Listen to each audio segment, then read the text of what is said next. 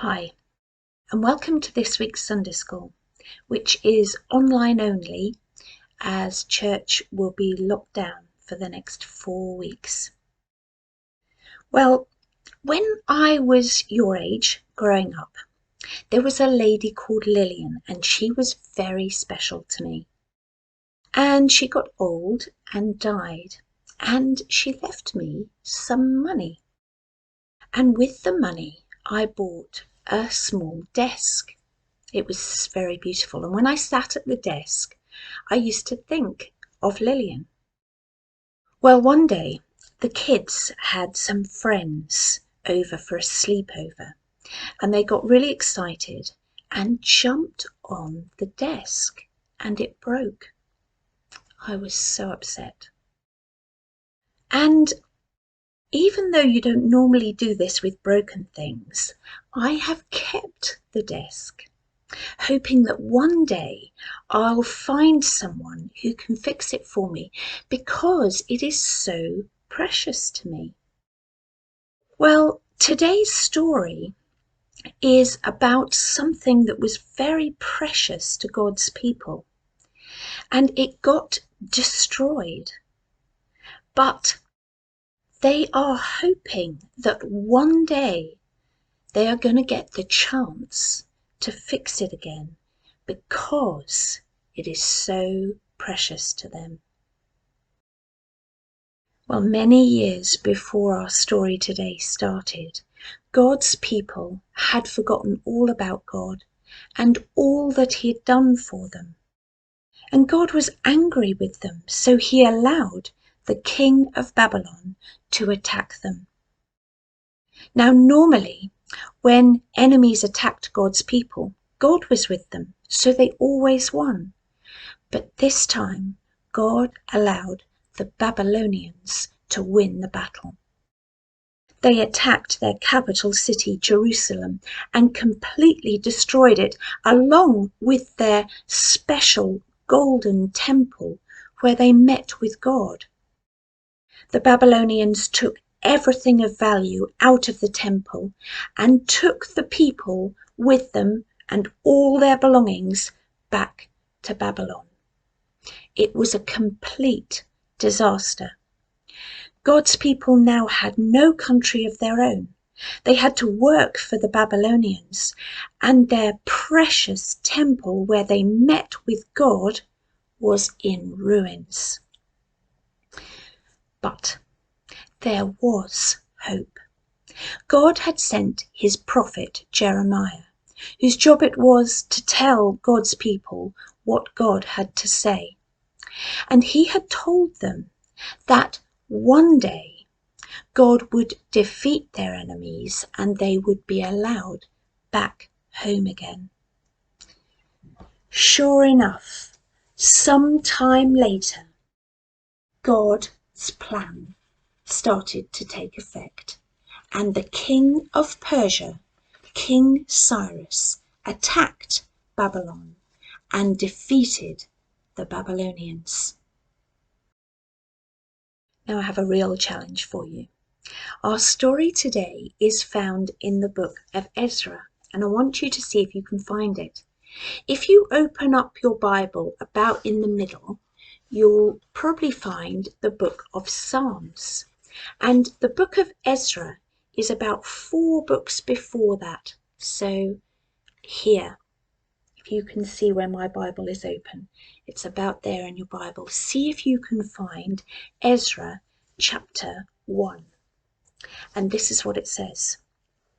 It was the first year of the rule of Cyrus. He was king of Persia. The Lord inspired him to send a message all through his kingdom. It happened so that what the Lord had spoken through Jeremiah would come true. The message was written down. It said, Cyrus, king of Persia, says, "The Lord is God of heaven. He's given me all the kingdoms on earth. He's appointed me to build a temple for him at Jerusalem in Judah. Any of his people among you may go up to Jerusalem and build the Lord's temple. He is the God of Israel. He is the God who is in Jerusalem, and may their God be with them. The people still left alive in every place must bring gifts to the people going. They must provide silver and gold to the people going up to Jerusalem. The people must bring goods and livestock. They should also bring any offerings they choose to. All those gifts will be for God's temple in Jerusalem. Amazing. Cyrus, the king of Persia, knows God. And he also knows that he only defeated the Babylonians because God allowed him to. And also, he wants to rebuild God's house, the temple in Jerusalem. And so he gives permission for God's people to go home. It's just as God promised. And I wonder how those people must have felt when they heard King Cyrus's order. I expect there were celebrations. Finally, after all this time, they were allowed to go home and rebuild their precious temple. They must have been so excited. Even though they didn't deserve it, God is keeping his promise to them and allowing them to go home and rebuild the temple where they can meet with him once again. You know, sometimes it's hard when we've got big problems to face to remember that God is with us and God always keeps his promises. But it's very important to remember God is always faithful. God gave his people a job to do when they arrived back in Jerusalem, and we find out about it in Ezra chapter 3. Then Joshua began to build the altar for burnt offerings to honour the God of Israel. Joshua was the son of Jozadak. The other priests helped Joshua. So did Zerubbabel and his men. They built the altar according to what is written in the law of Moses. Moses was a man of God. Zerubbabel was the son of Shealtiel. The people who built the altar were afraid of the nations around them, but they built it anyway. They set it up where it had stood before. They sacrificed burnt offerings on it to the Lord. They offered morning and evening sacrifices on it. Then a bit later it tells us, the builders laid the foundation of the Lord's temple. Then the priests came. They were wearing their special clothes. They brought their trumpets with them. The Levites who belonged to the family line of Asaph also came. They brought their cymbals with them. The priests and the Levites took their places to praise the Lord. They did everything just as King David had required them to. They sang to the Lord, they praised him, they gave thanks to him. They said, "The Lord is good. His faithful love to Israel continues forever." All the people gave a loud shout. They praised the Lord. They were glad because the foundations of the Lord's temple had been laid. They were praising God together back in Jerusalem. Did you notice what they did first? They rebuilt the altar and they rebuilt the temple. These things were so precious and important to them because it was there that they met God and they worshipped God. They were putting God first by rebuilding his house even before they rebuilt their own. And God wants us to please him too when we make our important decisions. And How do we know what pleases God? Well, we find out when we pray and read the Bible. When the enemies of God's people saw all this work going on, they were frightened. Why? Well, do you remember I told you that when God was with his people, they always won their battles.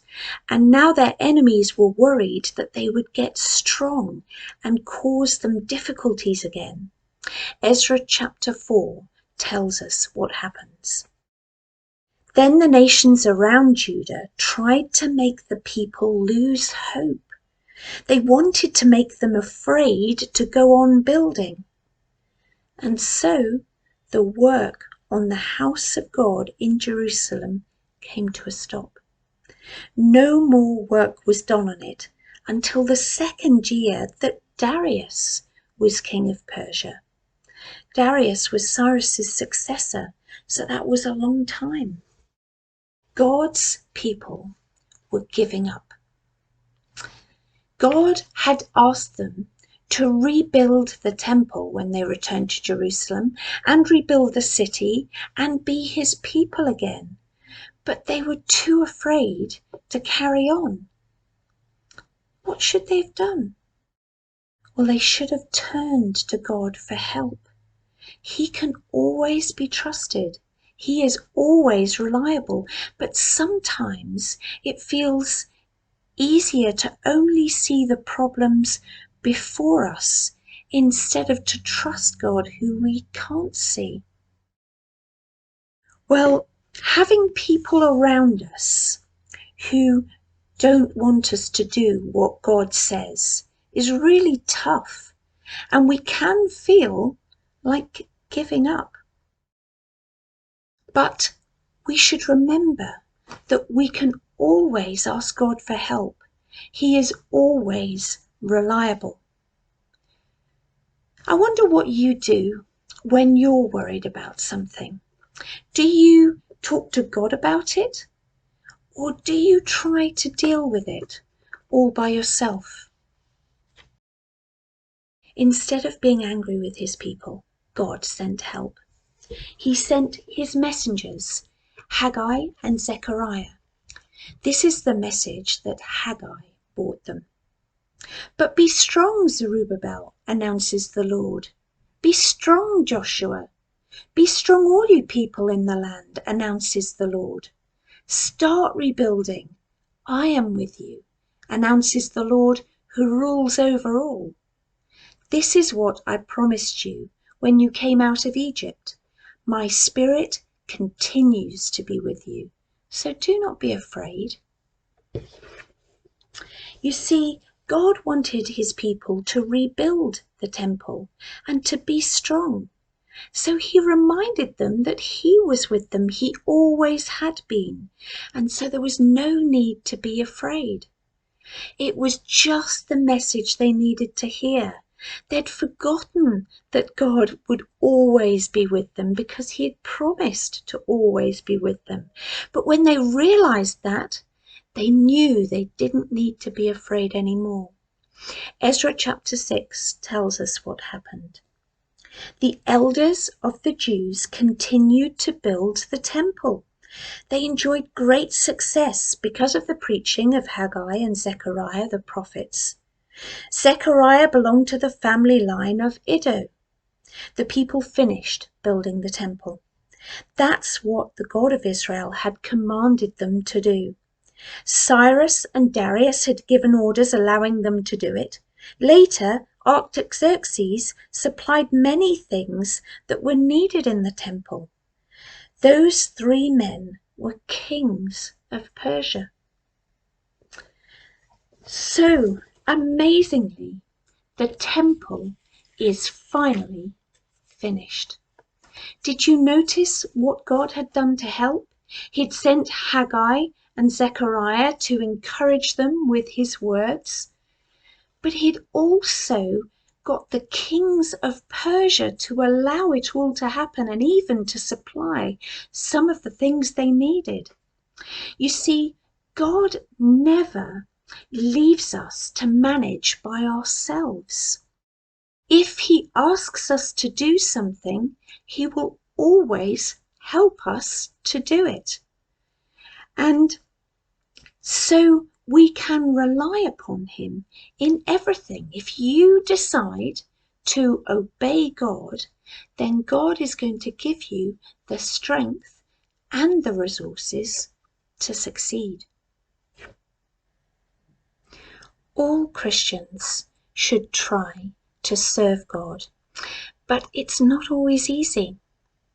And so we need to remember to ask God for help, because he knows that we can't manage by ourselves. And God is always reliable, so when we do ask for help, he will always give us help.